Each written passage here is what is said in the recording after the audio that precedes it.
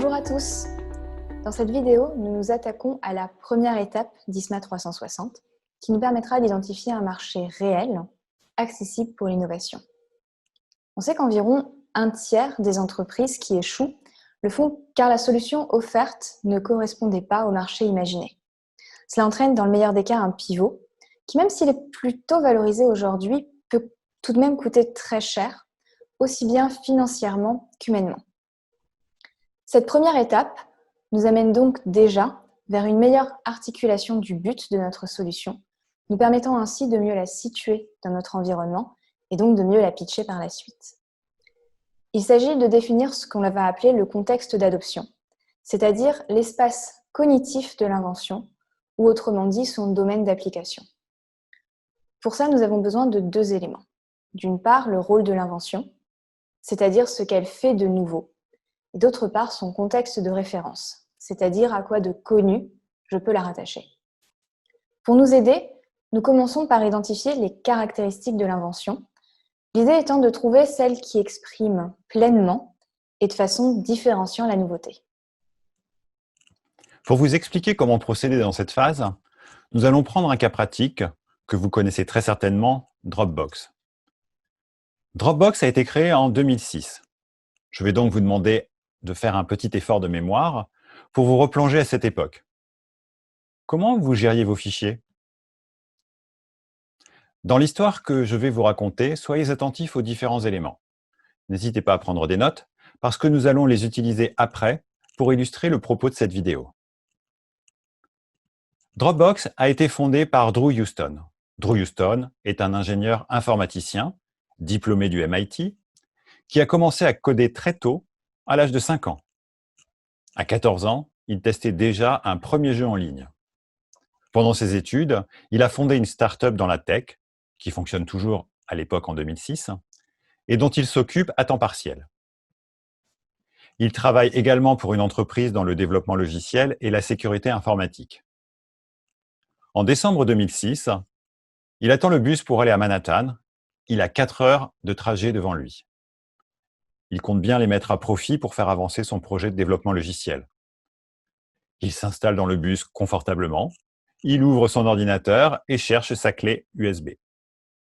Comme beaucoup à l'époque, il y sauvegarde ses fichiers pour les transporter avec lui et les utiliser quel que soit l'endroit où il se trouve ou le poste informatique qu'il a sous la main.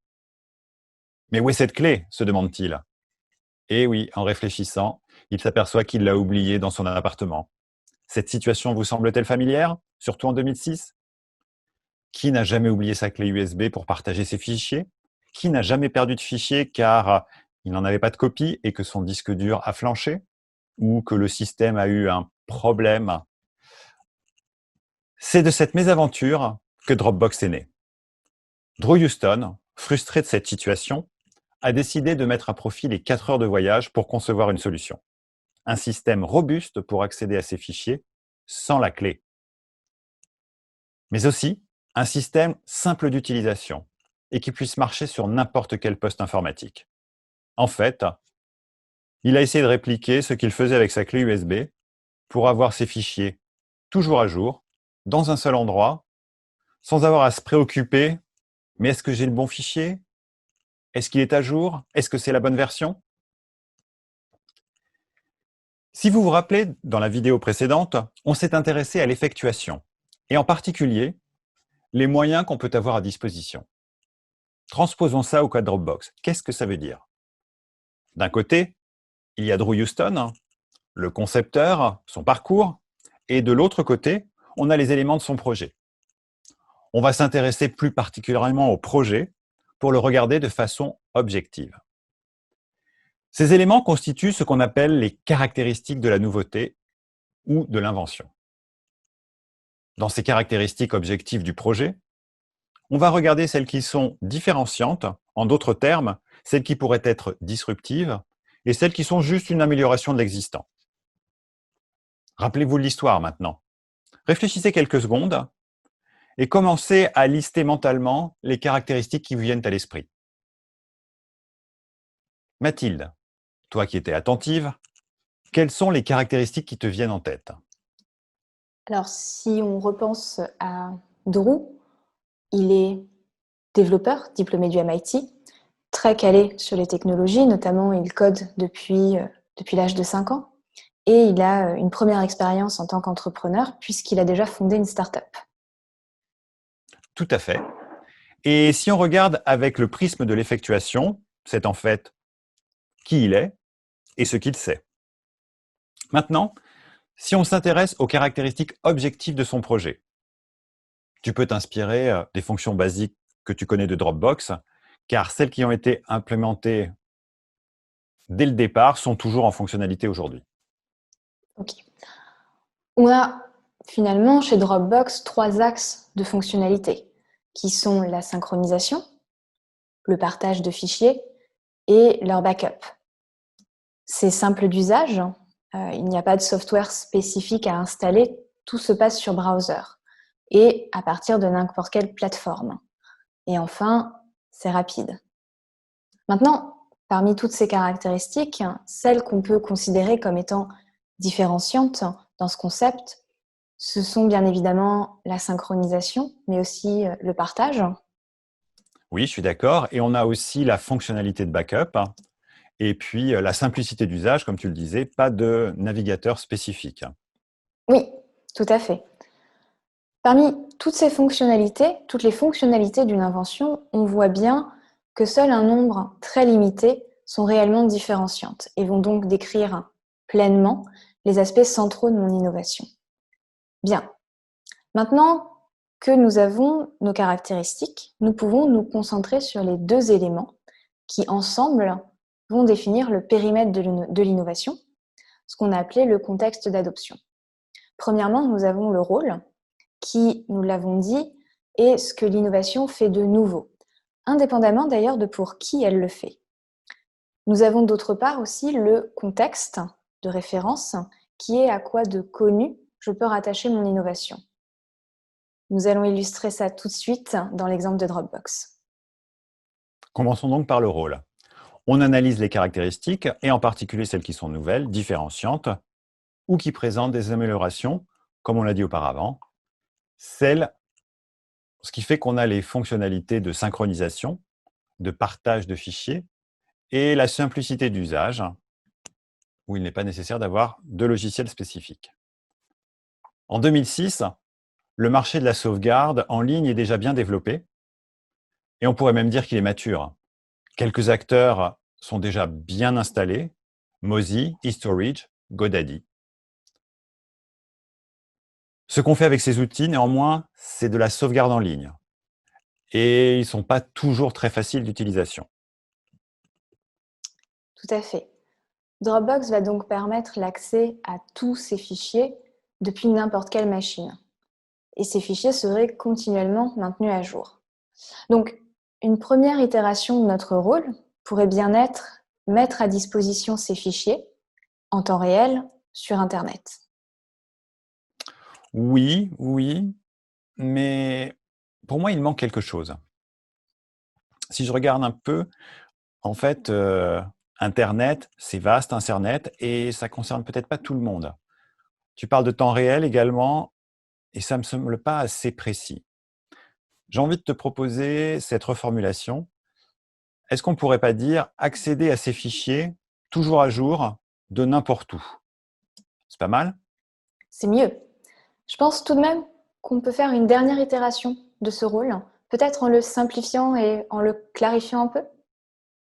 Ouais, c'est vrai qu'on peut simplifier. Alors, que penses-tu de accéder en ligne aux fichiers de travail toujours à jour? Ok, ça représente bien ce que fait Dropbox, indépendamment de pour qui elle le fait. Et donc, on a mis les mots sur ce que fait l'innovation finalement, sur son rôle. S'agissant du contexte de référence maintenant, on le rappelle, le contexte de référence est à quoi de connu l'innovation peut se rattacher. Dans le cas de Dropbox, on pourrait d'abord penser au backup. Ça semble néanmoins un peu limitant. Dropbox a en effet des fonctionnalités qui vont bien au-delà du simple backup. Backup, sauvegarde, Ou bien peut-être l'IT. L'IT, c'est un peu le monde entier, c'est un peu grand. Quand on a ce genre de questionnement ou de sentiment, on se dit revenons aux caractéristiques. On parle de quoi? On parle de ces fichiers, on parle de ces données et on parle de leur accessibilité. Alors, est-ce qu'on pourrait parler de la personnalisation de l'expérience donnée en mobilité? C'est pas mal. C'est tout de même un peu compliqué. On ne voit pas très bien à quoi d'existant finalement cela se rattache, surtout dans un contexte de 2006. Donc revenons un petit peu à ce principe du marché existant. À quoi d'existant on peut rattacher Dropbox dans notre cas, concrètement? Alors, comme tu le mentionnais, 2006, regardons en 2002, en fait, Sun Microsystems, un constructeur de serveurs et de solutions logicielles, avait pour baseline The network is the computer. Et en fait, en repensant à ça, je me dis que c'est peut-être tout simplement le contexte, c'est un système de gestion de fichiers. Ce qui, me semble-t-il, s'apparente au marché existant le plus proche, en fait. Oui, je pense que tu as raison. Ça décrit effectivement une réalité qui existe et dans laquelle Dropbox peut s'inscrire. Donc on a maintenant nos deux éléments pour construire le contexte d'adoption, c'est-à-dire, nous l'avons dit, l'écosystème dans lequel mon innovation va agir. On construit de façon assez mathématique finalement, dans un premier temps, sous la forme de rôle pour contexte. Il faudra ensuite le reformuler tout en gardant le sens, bien évidemment, pour le rendre, on va dire, un peu plus digeste. On essaie? Accéder en ligne à ces fichiers toujours à jour, notre rôle, pour système de gestion de fichiers, notre contexte. Ok, c'est vrai que c'est pas immédiatement compréhensible. Allez, je me lance. Qu'est-ce que tu penses de l'accès en mobilité à ces fichiers toujours à jour? Bon, c'est peut-être pas terrible. Et après réflexion, pourquoi je dis ça? Je dis ça parce qu'en fait, si je réfléchis à mobilité, la mobilité est absolument un usage possible, mais en fait, il est partiel. Et il existe d'autres situations où Dropbox est utile, qui ne soient pas des solutions de mobilité. Oui, tout à fait. Je pense qu'on peut revenir un peu plus à la sémantique de départ pour mieux garder le sens. L'accès à un système de gestion de fichiers en ligne toujours à jour. Qu'en penses-tu? Tu vas peut-être me dire, il manque le concept de synchronisation. Pourtant, ce concept de synchronisation, il reste implicite, mais il est bien présent, puisqu'il s'inclut dans le concept de toujours à jour. En effet, si on synchronise des fichiers, cela nous permet de les maintenir toujours à jour. Ouais, ça me plaît bien. Et si on s'imagine en 2007, faisons encore cet effort de projection dans le passé, en fait, quelle perspective s'ouvre à un service qui répond à ce contexte? C'est toute la gestion de la collaboration à l'échelle des particuliers et des entreprises aussi. D'ailleurs, on peut se rappeler que Google démarrait de manière confidentielle le partage de documents pour les entreprises. Donc on imagine bien toutes les possibilités de faire du backup, d'accéder à ces fichiers, ce qu'on a, ce qu'on a vu à travers les caractéristiques. Donc on définit à travers ce contexte d'adoption le périmètre du projet entrepreneurial, son futur marché. Ça a un avantage aussi très important, c'est que ça permet de rester focus sur son action et de ne pas s'éparpiller avec toutes les potentialités qu'on pourrait imaginer. Tout à fait. Si on récapitule maintenant ce que nous avons fait dans cette vidéo, nous sommes partis des caractéristiques de l'invention de Dropbox en sélectionnant celles qui ont un aspect différenciant.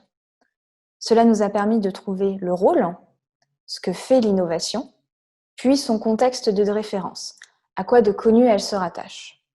Ce sont ces deux éléments qui ensemble nous permettent de résoudre l'équation rôle plus contexte de référence, ce qui nous donne le contexte d'adoption. Dans le cas de Dropbox, accéder en ligne aux fichiers de travail toujours à jour, plus système de gestion de fichiers, nous donne le contexte d'adoption, l'accès à un système de gestion de fichiers en ligne toujours à jour. Le mécanisme de dialogue et d'échange que nous avons utilisé pendant toute la vidéo est une des clés de la méthode ISMA 360. Elle permet à chacun de s'accorder sur une représentation commune de l'invention et de ses applications.